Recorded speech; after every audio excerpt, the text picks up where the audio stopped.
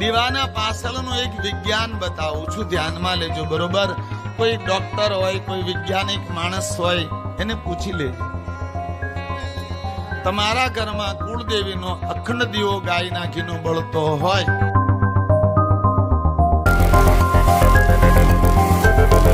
દીવાના પાછળનું એક વિજ્ઞાન બતાવું છું, ધ્યાનમાં લેજો બરોબર.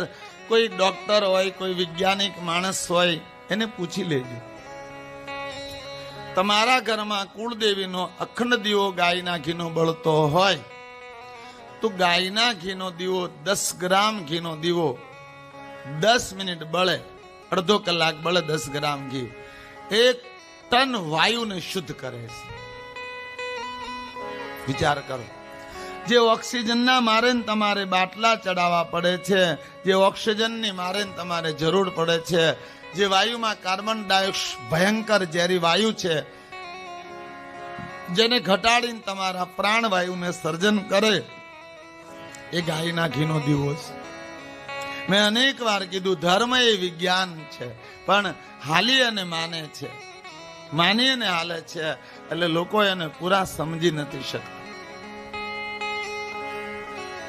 તમારે હવે તો બધા યંત્રો આવી ગયા છે, કઈ બહુ મારે કહેવાની જરૂર પણ નથી.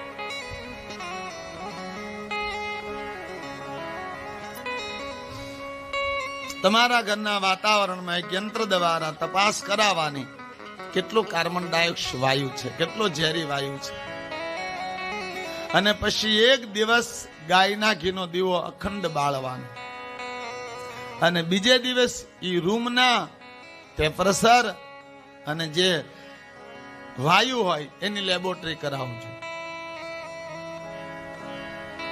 તમને કરીબ 70% પ્યોર ઓક્સિજન પ્રાપ્ત થશે.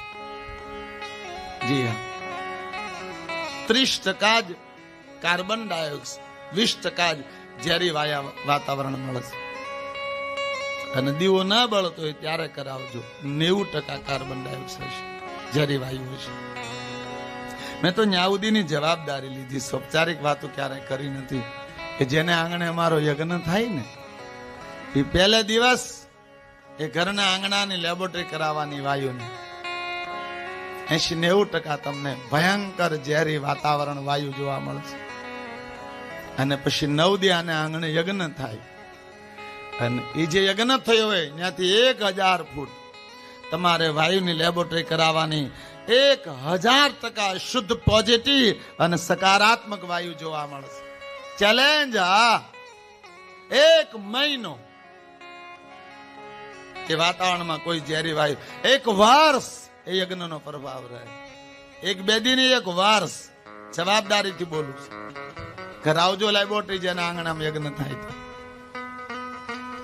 કારણ કે યજ્ઞમાં જેટલી સમિધાઓ હોમવામાં આવે છે, એ તમામ સમિધા વાતાવરણને શુદ્ધ કરે છે. વાસ્તવમાં તમે કુળદેવીનો દીવો ઘરમાં અખંડ કરવા માંગતા હો ને, તો શક્તિ હોય, જો વ્યવસ્થા હોય, તમારાથી થઈ શકે તો ગાયના ઘીનો દીવો જ કરજો. જી, પછી ના વ્યવસ્થા હોય તો માતાજીને તેલનો દીવો થાય છે. માતાજીને એ પ્રિય છે. પણ દીવો એ તમારા ઘરમાં અગ્નિ તત્વને બહુ શ્રેષ્ઠ રૂપી બેલેન્સ કરે છે. આપણા શરીરમાં જે ઓક્સિજનની જરૂર પડે એ બધા ધૂપ દીવાઓથી પ્રાપ્ત થાય છે. જી હા, એટલા માટે ગાયના ઘીનો દીવો પ્રગટાવો. સવારમાં જેથી પ્રથમવાર દીવો પ્રગટાવો ત્યારે બ્રહ્મ મુહૂર્તમાં પ્રગટાવો. બ્રહ્મ મુહૂર્ત એટલે 4 વાગે જાગી નાહી ધોઈ સ્નાન કરી અને 5 વાગે દીવાનું પ્રાગટ્ય કરવું. પછી દીવો અખંડ બળતો હોય ને ક્યારેક વેલા મોડા થવાનું ઠરી જાય તો એમાં મૂંઝાવાનું નહીં. અખંડ દીવો ઠરી ગયો, ઠરી જાય. અમારે ઘણા વાર ઠરી જાય, પાછો પેટાઈ દઈ. એ દીવા બધા ઠરી જાય ને એનો વાંધો નહીં, પણ આ દીવો ન ઠરે ને એનું ધ્યાન રાખો. કારણ કે આ દીવો બળતો છે ને તો એ દીવો તો વારે વારે પ્રગટાવી શકાય, પણ આ ઠરી ગયો ને તો પછી કોઈ પ્રગટાવશે નહીં.